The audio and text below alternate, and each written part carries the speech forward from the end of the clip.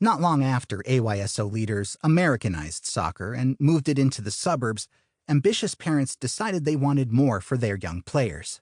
After watching their children excel in the sport, dominating their local AYSO league, they wondered if there wasn't something more for them to aspire to than a plastic participation trophy and postseason party at Shakey's Pizza. They wanted more training, more and better competition. And because AYSO was born in the suburbs, its league populated mostly with kids from middle to upper middle-class families, these ambitious parents had the means to pay far more than the $5 that AYSO initially charged for a season. This is how it has gone with most youth sports in America. Parents with money ratcheting up the emphasis and the stakes. And once the desire is there, it isn't long before people recognize they can profit off it.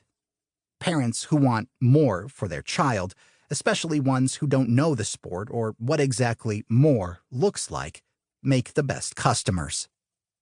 In the late 1970s and early 80s, the first private youth soccer clubs were founded in California.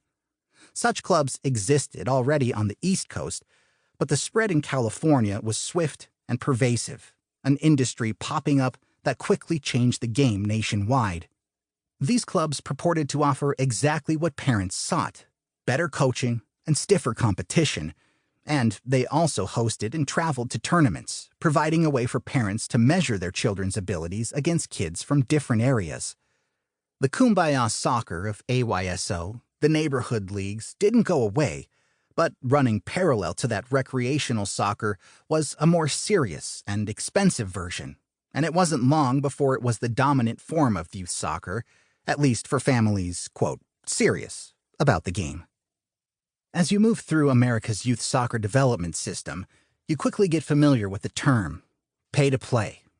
It refers to youth clubs that have become such a source of revenue that they begin to act like a big business, and thus don't always operate in the best interests of the kids or the youth soccer ecosystem as a whole. The stated goal of the U.S. Soccer Federation, USSF, is to get as many kids as possible playing, to deepen the pool of talent. But at the local level, the clubs control the sport. The structure of registration fees, the salaries of coaches and others, the amount of scholarship money, if any, given out, all of that is determined by the clubs. For decades, the USSF and the state associations have largely worked in service of these big youth clubs. If you search a nonprofit database and plug in the names of youth clubs around the country, you'll find many that bring in millions of dollars in revenue and have reserve funds running into six figures.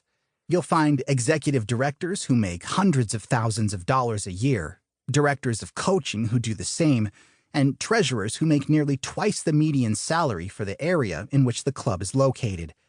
There are clubs that could provide scholarships for every kid in the club and barely scratch the surface of their cash on hand. Keep digging, and you'll find that many of those clubs give out less in scholarships than they spend on referee fees. Running a soccer club is not easy. Coaching kids and managing parents is no walk in the park. But when critics of America's system point to pay-to-play as the main reason the U.S. has failed to produce elite players, they have, well, a point. Many clubs have a significant bottom line to meet, and over the years their actions have moved in the service of meeting it. This is most noticeable in the cost of participation, those registration fees. A 2017 study by Utah State researchers found that U.S. families spend, on average, $1,472 per year for a child to play soccer, with some paying as much as $5,500. That survey included families of recreational and elite players and those with children as young as 8.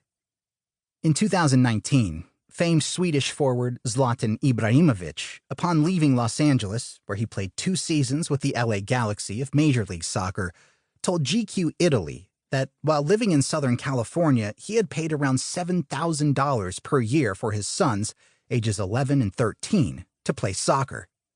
It has to be said that the sport is expensive, very expensive, Zlatan said. For example, in order for my children to play in a good football team, I have to pay $3,500 per child. I dislike it very much because not everyone has the money needed, and the sport should be something for everyone.